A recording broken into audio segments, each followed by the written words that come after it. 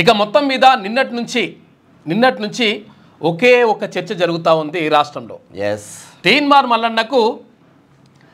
మల్లన్నను అది Congress party suspend చేసింది అని చెప్పేసి. అయితే సస్పెండ్ చేసింది వాస్తవం. అయితే ఈ సస్పెండ్ చేయడానికి గల కారణాలు వాళ్ళు చెప్పిన కారణాలు చూద్దాం. వాళ్ళు చెప్పిన కారణాలు ఏమున్నాయి? ఏది పార్టీకి వ్యతిరేకంగా కులగణనకు సంబంధించినటువంటి అంశాన్ని మాట్లాడుతూ ఉన్నాడు.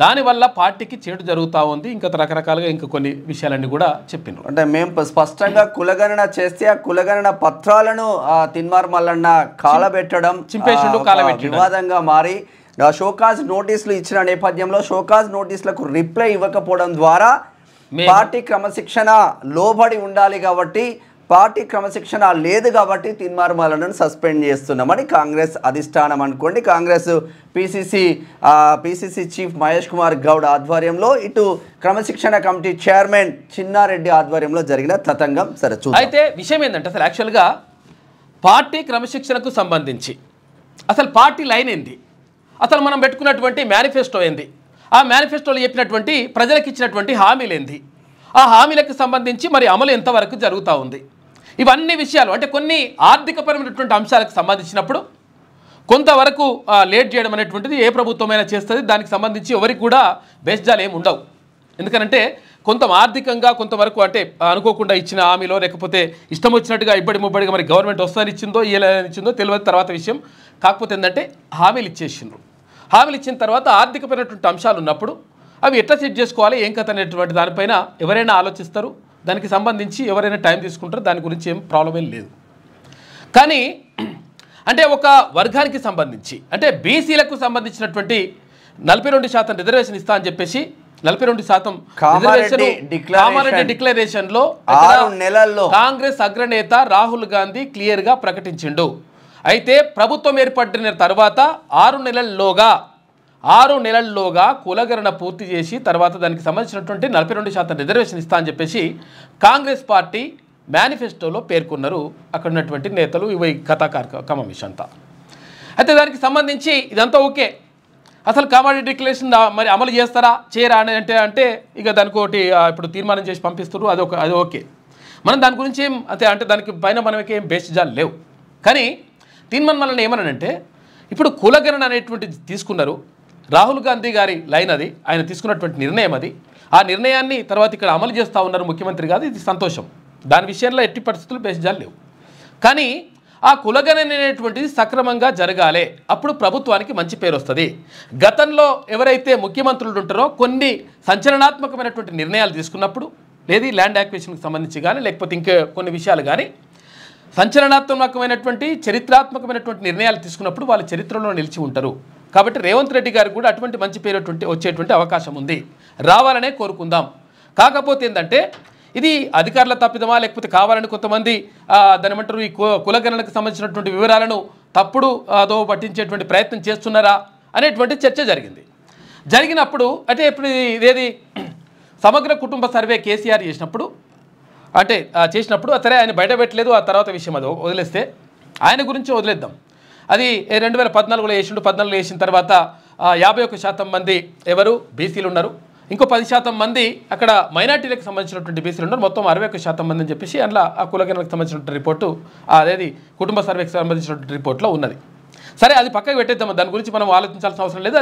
ఇది ఇప్పుడు కాంగ్రెస్ పార్టీకి వ్యతిరేకమైనటువంటి పార్టీ తర్వాత అపోజిషన్ పార్టీ కాబట్టి వాళ్ళ గురించి మాట్లాడుకోవాల్సిన అవసరం లేదు. పక్కకు పెట్టేద్దాం. కానీ తీర్మానం వలన ఏమన్నాడు ఇక్కడ అంటే తెలంగాణ రాష్ట్రంలో 2020 వరకు ఆధార్ కార్డులు ఎన్ని ఉన్నాయని ఒక్కసారి మనం ఇక్కడ వెబ్సైట్లో కొడితే 3,95,00,000 ఆధార్ కార్డులు ఉన్నాయి. 3,95,00,000 ఆధార్ కార్డులు ఉన్నాయి. అంటే ఒక్కొక్కరి 2 ఆధార్ కార్డులు అయితే ఉన్నాయి. ఎందుకంటే ఆధార్ కార్డు నెంబర్ అనేటువంటిది ఒక్కటే ఉంటుంది. 2020 ఏమన్నా అప్డేట్ ఏమన్నా చేసుకో మన్ను మసాడు ఏమైనా పేర్లు మార్చుకో లేకపోతే ఇంకేమైనా అడ్రస్ మార్చుకో లేకపోతే డేట్ ఆఫ్ బర్త్ మార్చుకో ఏదైనా మార్చుకున్నా కానీ ఆధార్ కార్డు నెంబర్ మాత్రం అదే ఉంటుంది లెక్క. అయితే 3,95,00,000 ఆధార్ కార్డులు 2020 వరకు అంటే ఇప్పుడు 5 సంవత్సరాలు అవుతుంది.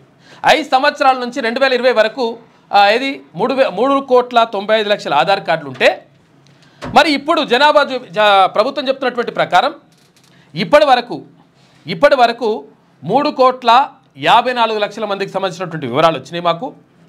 ఇంకా 16 లక్షల మంది వివరాలు ఇంకా రాలేదు. కులగణనలో వాళ్ళు పాల్గొనలేదని చెప్పింది. అంటే ఈ 3,54,00,000 ప్లస్ ఆ 16 కోట్లు వేసుకుంటే మొత్తం 3,70,00,000 మంది అవుతున్నారు. మరి అది 2020లోనే 3,95,00,000 ఉన్నటువంటి జనాభా మరి 2025లో 3,70,00,000 ఎట్లయితుంది? 16 లక్షలు కూడా కలుపుకుంటే ఈ కులగణనలో కూడా కలుపుకున్నటువంటి వివరాలు తీసుకుంటే మనం క్లియర్గా కూడా చెప్పినాం. ఈ పాఠశాలలో పిల్లలు ఎంతమంది చదువుకుంటున్నారు, తర్వాత ఇంటర్మీడియట్ ఎంతమంది చదువుకుంటున్నారు, అసలు అది ఏంటి దీనికి సంబంధించినటువంటి 0 నుంచి 5 సంవత్సరాల పిల్లలు 6 సంవత్సరాల పిల్లలు ఎంతమంది ఉన్నారు, ఇవన్నీ కూడా వివరాలు ఇచ్చినాం. ఇవన్నీ తీన్మార్మల్లన్న లెక్కలు కాదబ్బా.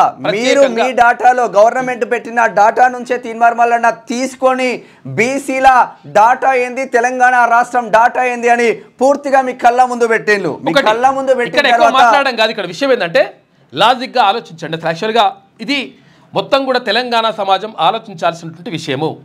ఎందుకంటే కొంతమంది కొన్ని పార్టీకి విరుద్ధంగా, పార్టీకి వ్యతిరేకంగా, పార్టీ నాయకులకు వ్యతిరేకంగా ఇష్టం వచ్చినట్టుగా పైసలు తీసుకున్నారు. ఈ పైసలు తీసుకున్న టికెట్లు ఇచ్చిండ్రు, రకరకాలుగా మాట్లాడినప్పుడు అసలు వాళ్ళ మనుషుల్లాగానే చూడనప్పుడు అప్పుడు కనీసం క్రమశిక్షణ చర్యలకు సంబంధించి కనీసం నోటీసులు కూడా వెళ్ళలేదు. ఇదే కోమటిరెడ్డి రాజగోపాల్ రెడ్డి, ఇదే కోమటిరెడ్డి వెంకటరెడ్డి, ఇదే జగ్గారెడ్డి, వీళ్ళంతా కూడా కంప్లీట్ గా రేవంత్ రెడ్డి పైన, కాంగ్రెస్ పార్టీ పైన సూటు కేసులు మోసుకొని ఎక్కడ సీఎం కుర్చీని తీసుకొచ్చుకున్నాడు.